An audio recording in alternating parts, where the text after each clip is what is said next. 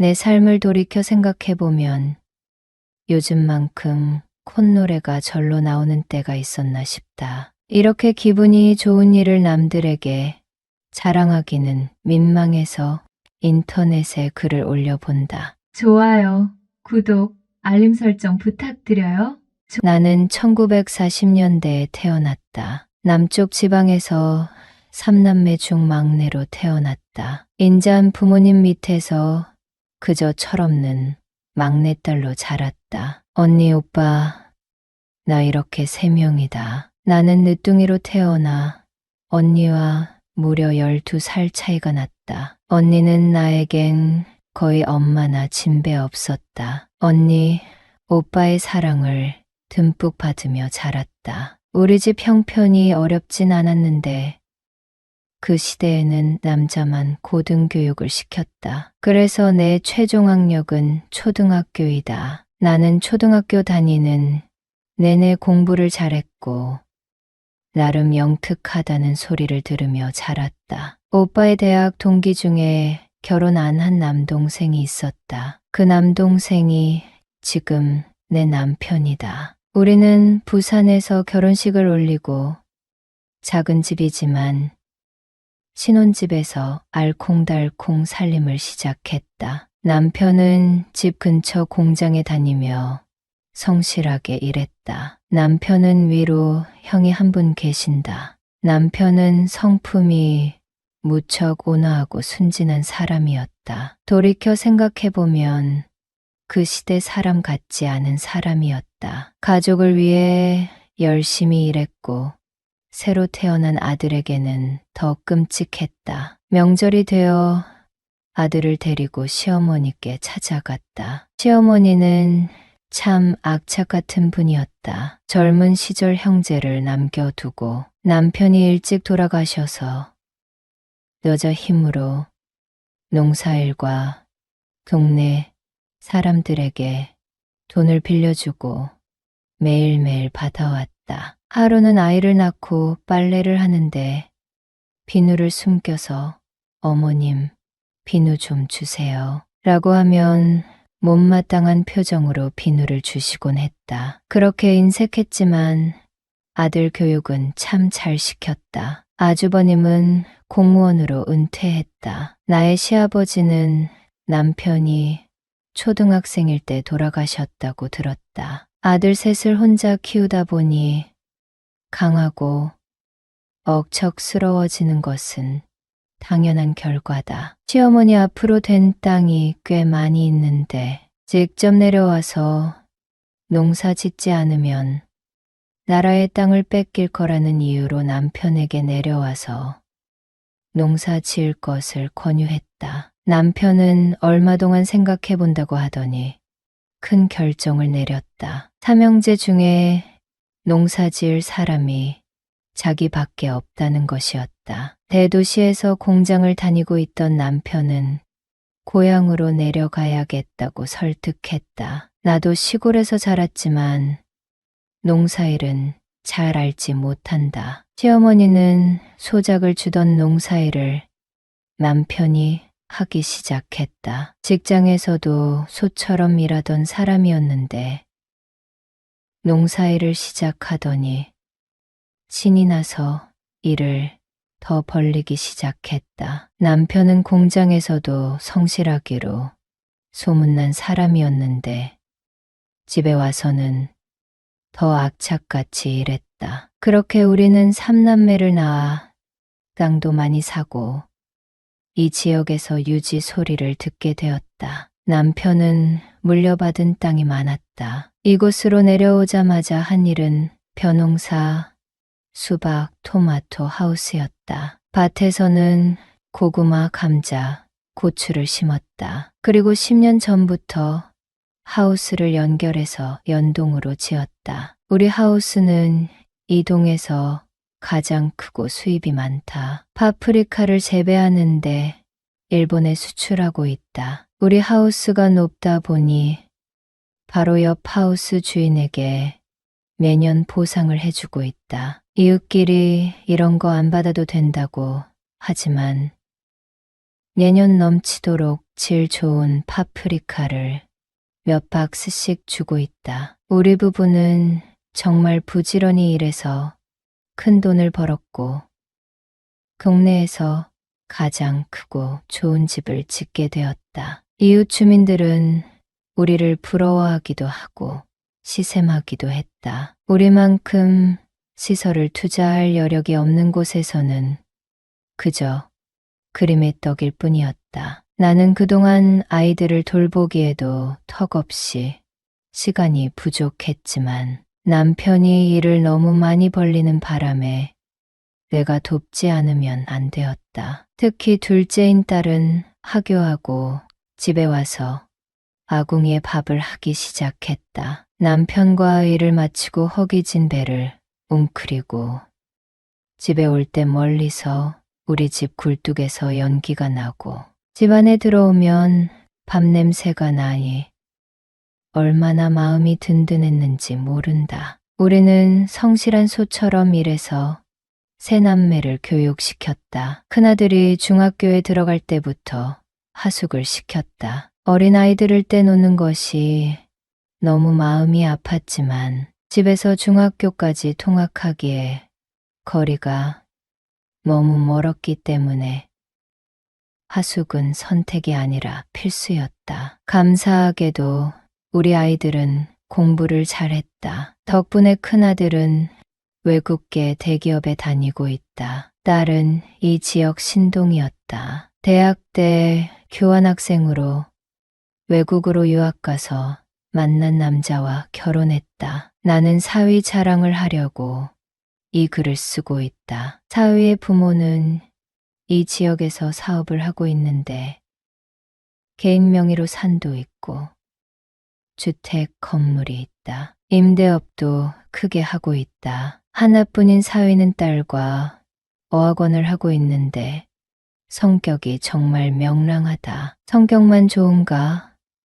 바쁜 와중에 우리 집 일을 너무 잘 도와준다. 장인어른을 위해 마당에 전기선을 연결해주고 농사일이 바쁠 때 아들들이 내려오지 못할 때면 사위가 한 걸음에 달려와 손을 보탠다. 모짜리, 모종 심기, 트랙터에 면세유도 넣어온다. 그뿐인가? 집에 고장난 것들을 유심히 보고 있다가 다음에 우리 집에 올 때 재료를 사와서 다 고쳐주고 간다. 사위가 왔다 가면 우리 집은 새 집처럼 빛이 난다. 한 번은 옥상 창고를 청소해주고 발목을 접질렀다. 너무 미안한 마음에 스팀 타올을 만들어 찜질해주기도 했다. 내 아들이다 생각하고 챙겨주고 싶었다. 우리 둘의 관계가 시작된 계기를 고백해보겠다. 그날은 남편은 동네 할아버지 팔순 여행에 따라가고 나 혼자 집에 있을 때였다. 마침 그날은 내 생일이기도 했다. 띠리링 누구지? 농한기라 집에서 낮잠을 자고 있었는데 장모님 오늘 학부모님이 소고기 선물 세트를 선물 받았어요. 지금 가져갈 테니 같이 먹어요. 조금만 기다리세요 라며 전화를 하는 게 아닌가.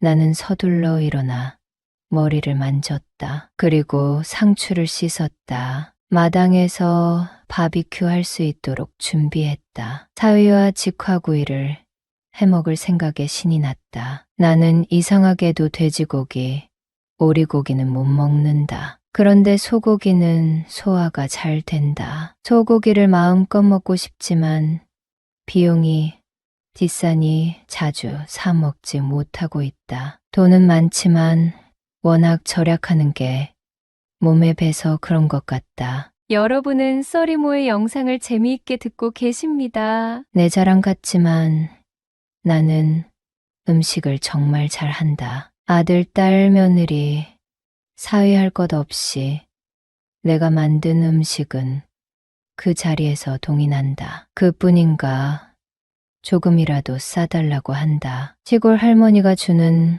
음식 버리는 며느리도 있다는데 우리 집 며느리들은 그렇지 않다. 맛있다고 다 먹고 나한테 만드는 법을 배워서 간다. 사랑스러운 사위가 온다 하니 냉장고를 뒤져 먹을 것들을 좀 내놨다. 사위는 꾸벅 인사를 하더니 언제나 그렇듯 우리 예쁜 장모님 그동안 어떻게 지내셨어요? 하며 안아줬다. 사위는 잠깐만 기다리라고 하면서 잠시 차에 갔다 온다고 했다. 잠시 뒤 꽃다발을 내게 안겨줬다. 장모님, 생신 축하드려요. 얘가 제일 좋아하는 장미꽃이었다. 아침에 아들들에게 전화를 받긴 했지만 선물을 보내주지는 않았는데 사위는 내 생일을 챙겨주려고 직접 온 것이었다. 사위는 육회거리를 먼저 내놨다. 부엌에서 배를 자르고 참기름을 부어 육회를 먼저 먹었다. 장인어른은 어디 가셨냐고 물었고 동네 마을회관 회원 중 한 분이 팔순이라고 해서 2박 3일로 여행 가셨다고 내일 들어오실 거라고 했다. 사위와 소고기를 구워 먹으며 종알종알 수다를 떨었다. 사위는 요즘 학원이 잘 된다면서 신나게 수다를 떨었다. 시골 늙은 할머니가 뭐가 좋다고 장모님 하며 나를 챙기는지 우리 파프리카 하우스 일꾼들 먹을 간식거리도 사오고 동네 어르신께도 공손하게 인사를 잘하는 사위다. 우리 아들들은 서울에 살기 때문에 잘 못 보는데 내 곁에 살면서 아들보다 더 많이 보는 하나뿐인 사위가 예뻐 죽겠다. 사위에게 고생이 많다며 내가 담근 포도주를 따라줬다. 사위는 운전해야 한다며 거절했지만 장모가 주는 술이니 한 잔만 마시라고 권했다. 사위는 기분 좋게 마시기 시작하더니 포도주 한 병을 다 비웠다. 그리고 뭔가 생각하는 듯한 표정을 짓더니 민망하지만 고민이 있는데 솔직하게 털어놓겠다고 했다. 얘기해보라고 했더니 학원 운영과 애들 문제로 아내가 너무 예민해져 있다고 했다. 이런 말 하기 너무 부끄럽지만 방은 같이 쓰는데 남처럼 산 지 몇 년 되었다는 것이다. 아내의 손을 잡아도 가족끼리 이러는 거 아니라고 버럭 화를 낸다고 했다. 그렇게 산 지 너무 오래돼서 요즘 너무 힘들다고 하는 것이었다. 이 계집애가 호강에 겨워 요강에 똥을 싸고 있나 보다. 돈 잘 벌지, 건강하지, 성실하지, 친정에 잘하지, 성격 좋지. 어딜 지나가도 미남 소리 듣는 남편을 외면하다니 사위에게 괜히 미안해졌다. 사위는 한 잔만 마신다던 포도주를 홀짝홀짝 마시기 시작했다. 그러면서 자긴 아직 젊은데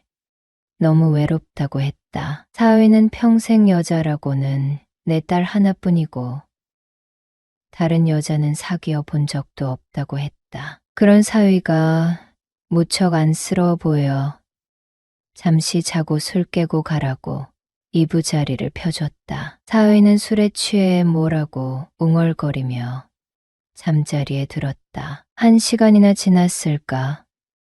물을 찾는 사위의 목소리에 나는 시원한 생수를 갖다 줬다. 사위는 시원하게 들이켜더니 장모님, 오늘 그냥 여기서 자고 가야겠어요. 와이프한테는 전화하면 되니까요 라고 했다. 나는 알았네. 우리 사위 오늘 스트레스 다 풀고 가 하고 사위 옆에 앉았다. 사위는 이런저런 얘기를 하며 장모님, 불편하게 앉아 계시지 말고 그냥 편하게 제 옆에 누우세요라고 했다. 나는 사위 옆에 누워 딸이 어렸을 적에 어땠는지 하나하나 얘기해 주기 시작했다. 사위는 내 눈을 똑바로 보더니 장모님, 그 딸은 지금 그냥 엄마 역할만 하고 있어요. 부인 역할은 안 한다니까요 하며 애잔한 눈빛을 보냈다. 그리고 우리는 마음이 통했고 곧바로 즐거운 시간을 보냈다. 평생 농사일에 빠져 소처럼 일만 하는 남편은 집에 오자마자 밥 먹고 씻지도 않는 건 기본이고 침대에 머리만 닿으면 누워 자는 게 일상인 사람인지라 나도 말은 안 했지만 무늬만 부부로 살아온 지 오래됐다. 사실 남편이 있지만 아내로서 사랑을 받고 산 지 오래되다 보니 포기하고 살고 있다. 하지만 70대 할머니가 뭘 할 수 있겠는가? 사위는 역시 젊었다. 우리는 어색했지만 금세 유쾌한 분위기로 전환했다. 나는 오늘 너무 고마웠다고.